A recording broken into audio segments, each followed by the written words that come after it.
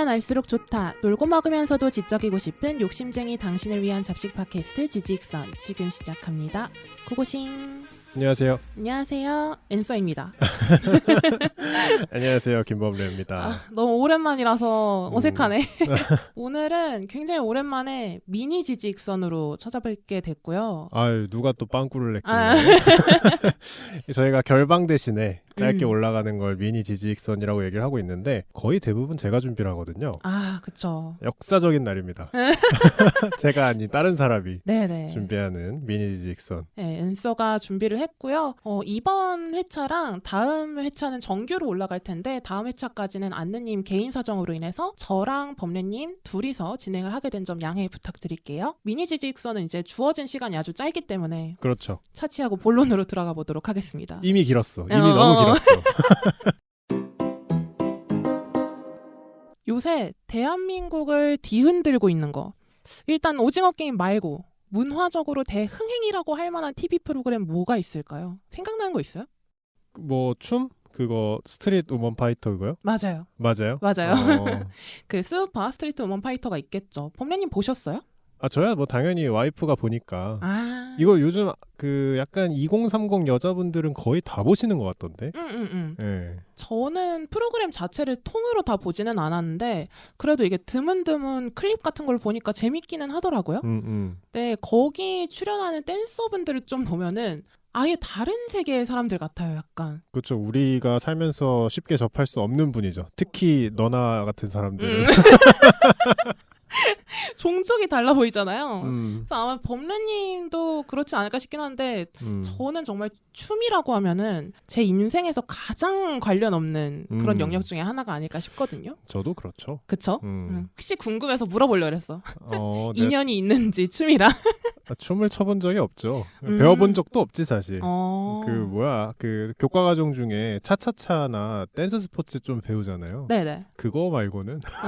그 초등학교 때 운동장에서 춘 게 마지막이다. 그쵸. 네, 그래가지고 그런 의미에서 대체 우리 인류는 왜 춤을 추는 건지, 인간한테 있어서 춤이 대체 어떤 의미이길래 수천 년을 이렇게 거쳐왔어도 이 춤이라는 게 문화에서 사라지지가 않고 오히려 영역을 계속 넓혀가고 있는 건지에 대해서 제가 춤을 직접 추지는 못해도 인류가 춤을 추는 이유에 대해서는 좀 이론적으로나마 알아두면 좋을 것 같아서 오늘은 춤에 대해서 약간 이야기를 해보려고 해요.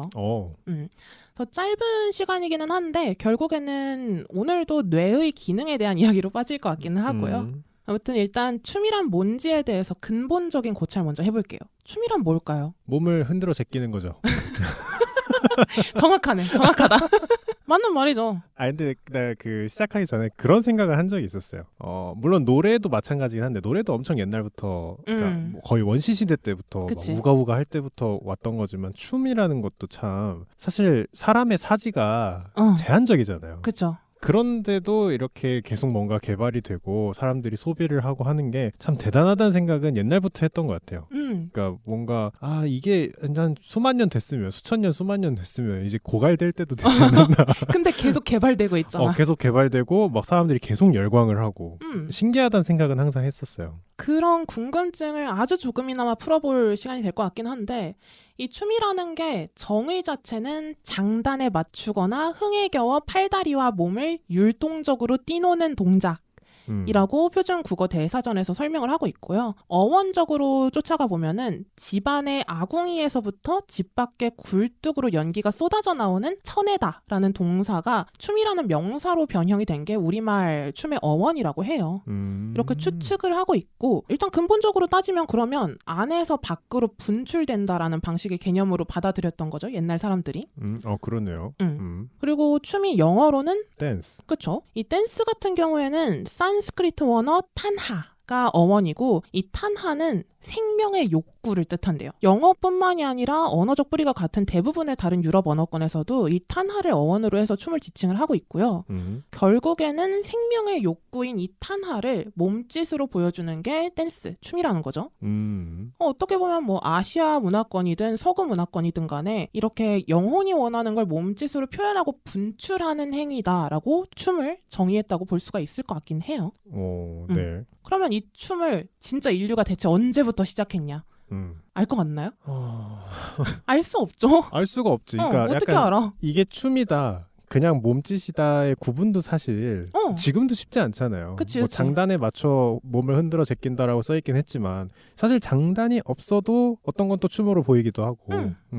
확실한 거는 우리가 생각하는 거 이상으로 아주 오래전부터 춤을 췄다라는 건데 인류학자들 말을 빌려서 말씀을 드리면은 춤은 인류가 직립보행을 하기 시작하면서부터 자연스럽게 시작한 행위다라고 정설로 본다고 해요. 이거를. 아 그래요? 그러니까 호모사피엔스 이전부터 시작이 됐다라는 거죠. 이 춤이라는 행위가. 대표적으로는 석기 시대에 남겨진 바위 그림들을 보면은 반복적으로 나타나는 그림이 딱 4가지 종류가 있거든요. 그래서 하나는 동물 사냥 장면, 하나는 가족이랑 이제 본인의 소유물들, 그리고 하나는 성행위, 그리고 마지막 하나가 춤이라 그래요. 그러니까 모르기는 몰라도 우리가 석기 시대의 그림을 그리기 전부터 존재했던 행위인 거는 분명하고 의식주를 제외하고 인간 행동의 근간을 이루는 행동 중에 하나가 춤이다라고 볼 수가 있는 거죠. 그러니까 지금으로 따지면은 사람들이 춤이라는 게 취미생활 중에 하나라고 보기도 하고 예술적인 표현의 방법 그런 카테고리 중에 하나라고 보기도 하면서 좀 굉장히 특정한 어떤 영역이라고 나눠서 생각을 하지만 사실 춤은 인간이 2발을 딛고 생존하는 이상 필연적으로 존재할 수밖에 없었던 요소였다라고 확인을 할 수가 있는 거죠. 그러니까 왜 사람들이 그런 댄스 프로나 댄스를 보는 거에 끌리느냐를 설명하기 위해서는 본능적인 거다. 인간은 그냥 춤추기 위해 태어났다라고 말을 해도 약간 그러니까 뭐 과장이지만 틀린 건 아니다. 그럴 수 있다라는 거죠. 그러니까 우리가 말을 하고 먹고 이런 거랑 크게 다르지 않다. 오케이. 그럼 이런 춤이랑 뗄래야 뗄 수 없는 게 뭐냐? 음악이죠. 그렇죠. 지금은 음악이랑 춤을 이제 별개의 걸로 분류를 하기는 하는데 인지과학자들은 음악이랑 춤을 세분화하는 게 억지스러운 방식이라고 이야기를 해요. 그러니까 사실 리듬을 듣고 움직이는 거는 우리 뇌의 작용이랑 밀접하게 결합이 되어 있어서 그런 건데 그러니까 애초에 우리 몸 자체가 음악을 들으면 움직일 수밖에 없게 세팅이 되어 있다는 거예요.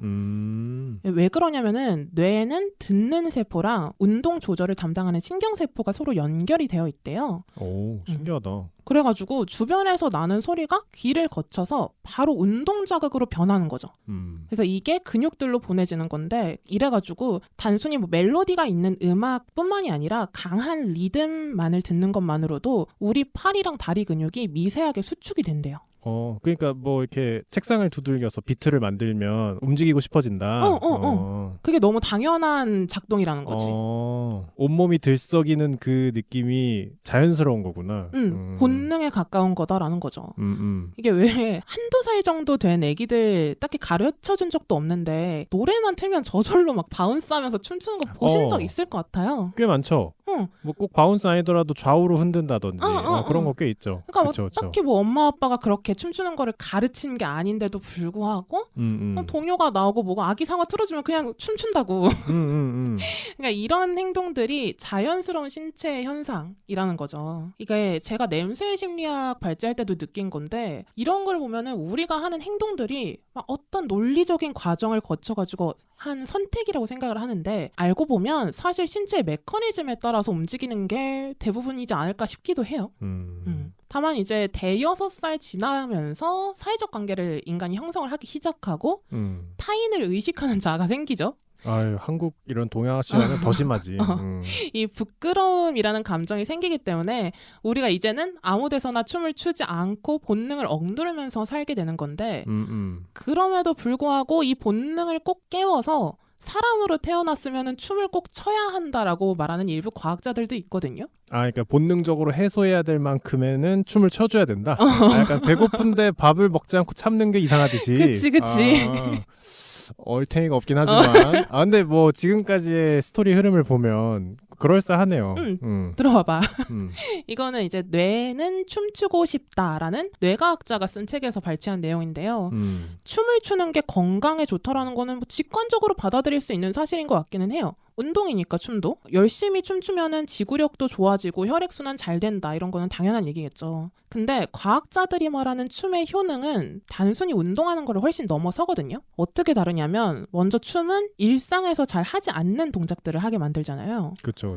특히 우리가 생활하면서 뒤로 걷는 경우가 잘 없잖아요. 그렇죠. 아예 없긴 하지. 뒤로 걷는 경우가. 그 약간 산에서 일부러 걸으시는 분 빼고는. 근데 거의 모든 춤의 레파토리 안에 이 뒤로 걷는 동작들이 조금씩 들어가잖아요. 생각을 해보면. 근데 이게 우리가 앉아있으면서 골반 주변이 앞으로 구부러지면서 등뼈에 압박을 주게 된대요.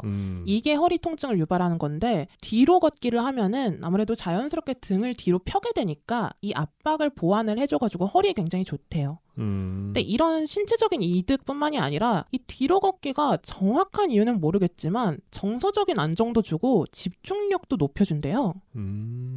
그래서 ADHD 청소년들 주의력 개선에도 이 뒤로 걷기를 추천한다고 하고, 이거는 꼭 우리가 춤을 꼭 추는 게 아니더라도 집에서 그냥 화장실 갈 때라든지 약간 안전이 확보된 환경에서 가끔씩 뒤로 걷는 것은 괜찮지 않을까. 저 이번 주에 약간 뒤로 걸어서 화장실 갔거든요. 나 이런 거 잘 따라한다고. 근데 아까 범래님도 얘기했지만 우리 어르신들이 산책로에서 박수 치면서 뒤로 걷기 하시는 게 괜히 그런 게 아니라 이런 삶의 지혜들이 쌓여가지고 본능적으로 알고 계신 게 아닐까. 이게 건강에 좋다라는 거를. 아니, 뒤로 걷는 게 건강에 좋다라는 얘기는 사실 옛날부터 있었죠. 뒤로 걸으면 이제 뭐 똑같은 논리인 것 같아요. 평소에 안 쓰던 근육을 쓰게 돼서 뭐 혈액순환에도 좋고 뭐 건강에도 좋다 이런 얘기 많이 들은 것 같은데, 뭐 좀 많이 해보진 않았지만 어쨌든 뒤로 걷는 게 유의미한 이유는 댄스의 대부분 우리가 평소에 하던 운동 습관과 다른 동작들이 많기 때문이란 얘기잖아요. 맞아요. 그런 측면에서는 사실 춤을 춰서 뭔가 해소한다기보다는 건강적으로는 당연히 좋은 도움이 될 것 같긴 해요.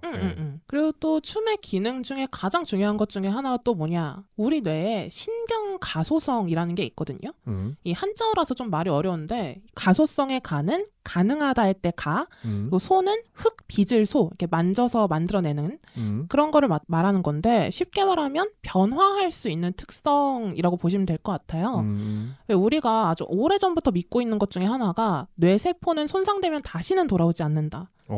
또는 사람의 지능이나 사고에는 그 사람이 가지고 있는 몫이 있어가지고 그 사람이 가지고 있는 지능에는 한계가 분명하다.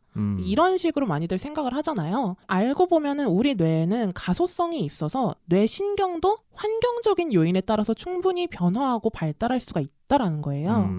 그래서 이 뇌신경가소성이 우리가 새로운 걸 배우고 기억을 유지하게 하는 역할을 하기도 하거든요. 뇌과학자들이 말하는 거는 이런 신경가소성을 향상시켜주는 가장 좋은 방법 중에 하나가 춤추기라는 거죠. 그러니까 몸을 좀 많이 움직여야 된다. 그러니까 단순히 운동하는 것처럼 일정한 동작을 계속 반복하는 게 아니라 동작을 바꿔가면서 이거를 기억하고 익히고 그걸 다시 반복하고 그런 행동들을 통해서 이런 신경가소성을 올릴 수 있다는 건데, 이 신경가소성이 특히 인터벌 트레이닝, 힘든 훈련이랑 휴식을 규칙적으로 번갈아 하면 강화가 되는데, 춤도 그런 인터벌 트레이닝의 일종이라는 거죠.